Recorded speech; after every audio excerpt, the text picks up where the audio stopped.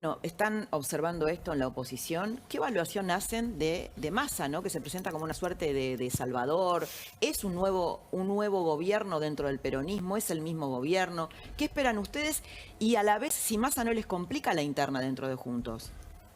A ver, son muchas preguntas. La primera es que yo hablo a nombre mío, formo parte de Juntos por el Cambio, pero no quiero comprometer la opinión de todo el espacio.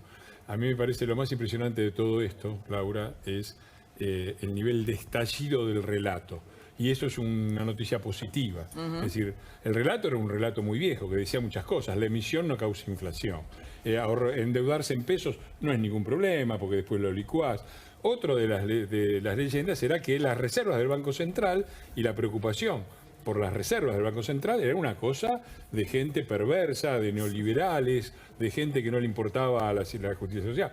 Esta historia empieza en 1945 con el Banco Central con récord de reservas nunca alcanzado de nuevo. Estamos polemizando con López Murphy entre el 17% y el 25% del PBI de reservas, hagan los cálculos, una fortuna, nunca se volvió a tener eso. La Argentina había tenido su último default en 1890, Pellegrini, la crisis que dio origen a la Unión Cívica Radical, 60 años prácticamente sin default, 1945... reservas del Banco Central, declaración del propio Perón que no se podía caminar por los pasillos por los lingotes de oro. En 1948, cepo a los turistas para que no accedieran al dólar. En 1950, después de 3 o 4 años muy felices, los días más felices. Los días más felices, que es el libro de Fernando Iglesias, pues muy interesante sobre la indaga sobre la economía. Los días más felices llevan a los días más infelices, porque en 1950 default. Ahora, o sea, pasaste en estaríamos ahora en los infelices. En 5 años. Son poquitos días felices y muchos infelices. Esta es la tesis de Fernando. Ahora, dentro de esos días felices, en 5 años pasaste de récord de reservas todavía no superado con respecto al PBI a default, después de 60 años sin default. Eso lo dice todo, y eso se ha prorrogado hasta ahora, ese modelo de distribución sin fundamentos, esa idea de corto plazo de que el cemento no se come. Eso ahora se termina. Quiero pedirle a Fernando Iglesias una opinión con respecto a la presentación de hoy de Alberto Fernández, porque lo describió muy bien Laura. Estaba, más allá de que esté despeinado, estaba solo y da la sensación de que Alberto Fernández está cada vez más solo. Bueno, evidentemente, eso está de por sí. El presidente se ha transformado en un personaje marginal. Y después es el segundo gran experimento, porque se suponía que este era un país presidencialista, después se hizo un régimen vicepresidencialista y ahora es un régimen a tracción del primer superministro. Un superministro que parece muy importante, que tiene grandes poderes, pero no logra convencer, eso, no logra convencer a nadie de que sea su viceministro, sobre todo en esta contradicción. Yo no soy un fetichista de los títulos. Yo creo que un abogado puede ser un buen ministro de Economía si se pone como coordinador de un gran equipo. Ahora me pregunto, ¿quién coordinó todo este programa económico? Años en recibirse más. Porque acá hay un montón por ahora no hay un plan económico. Acá ¿no?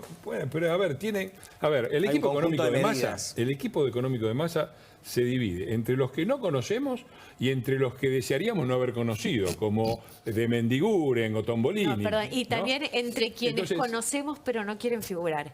Porque algo pasa que los nombres que uno conoce y que uno sabe que están trabajando con él, que no quieren figurar, no se quieren quemar. Hay una foto de la Tora ahí, ¿no? Es que yo iba a ir ahí.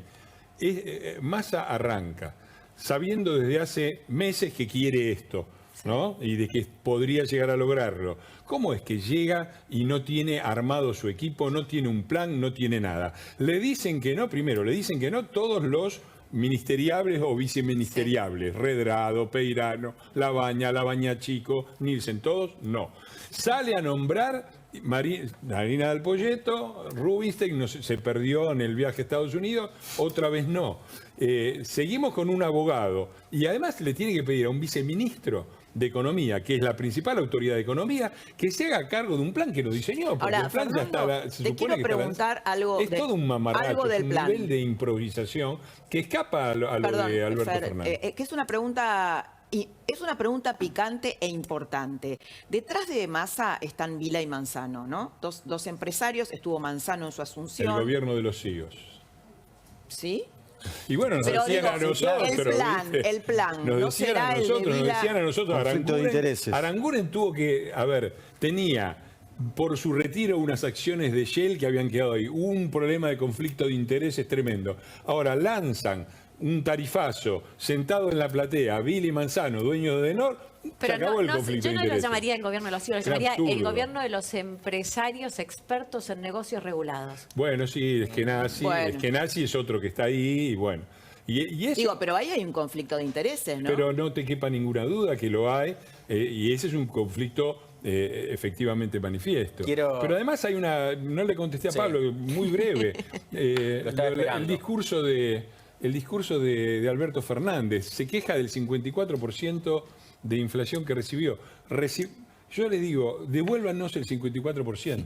Dijeron que era la tierra arrasada. Vos lo decís en chiste y tenés razón. La tierra, que nos devuelvan la tierra arrasada. La tierra arrasada tenía 54% de inflación. Tenían 12.000 millones de dólares de reservas líquidas en el Banco Central. Teníamos equilibrio del fiscal, 0,4% de déficit primario.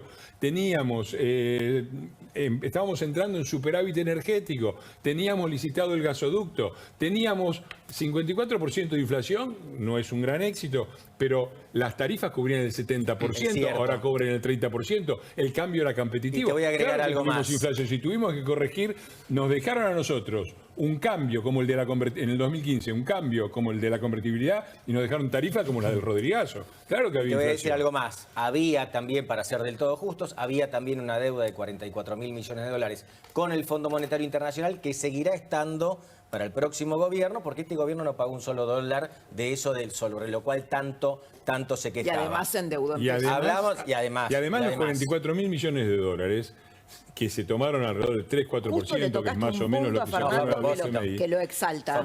Y sí, porque ¿para qué me invitan? ¿Saben cómo me pongo? Después me ponen fichas. ¿Cuántas quejas que hay, eh? La próxima. Después me ponen fichas encima.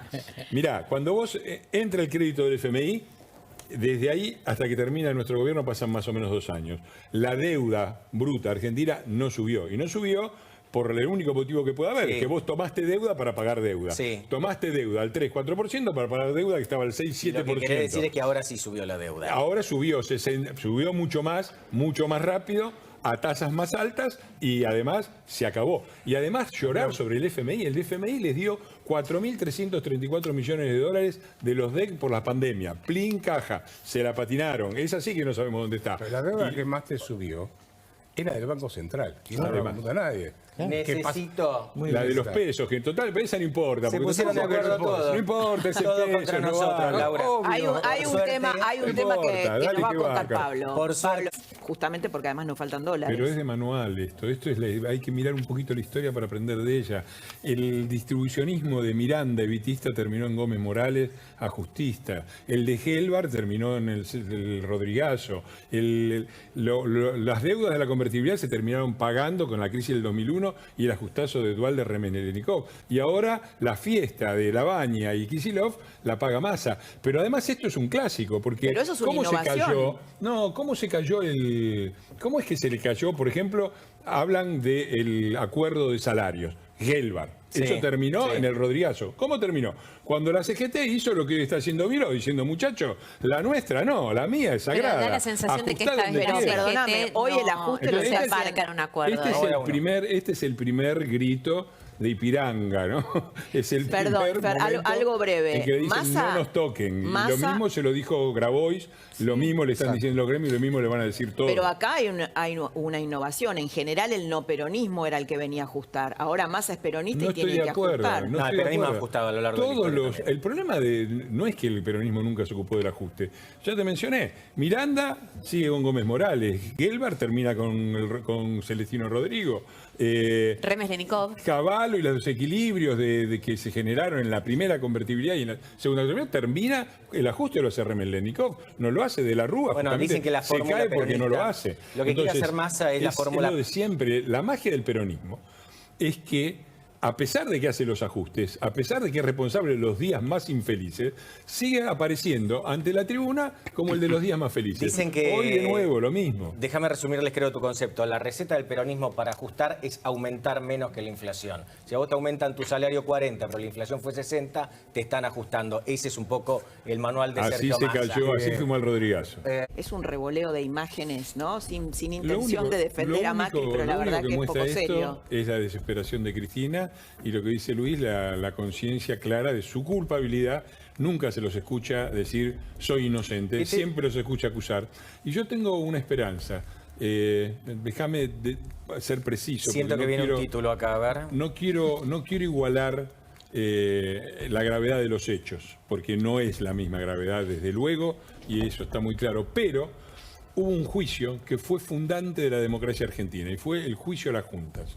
La democracia argentina no hubiera tenido lugar sin el juicio a las juntas. Yo tengo la esperanza, porque hemos tenido desde entonces una democracia sin república.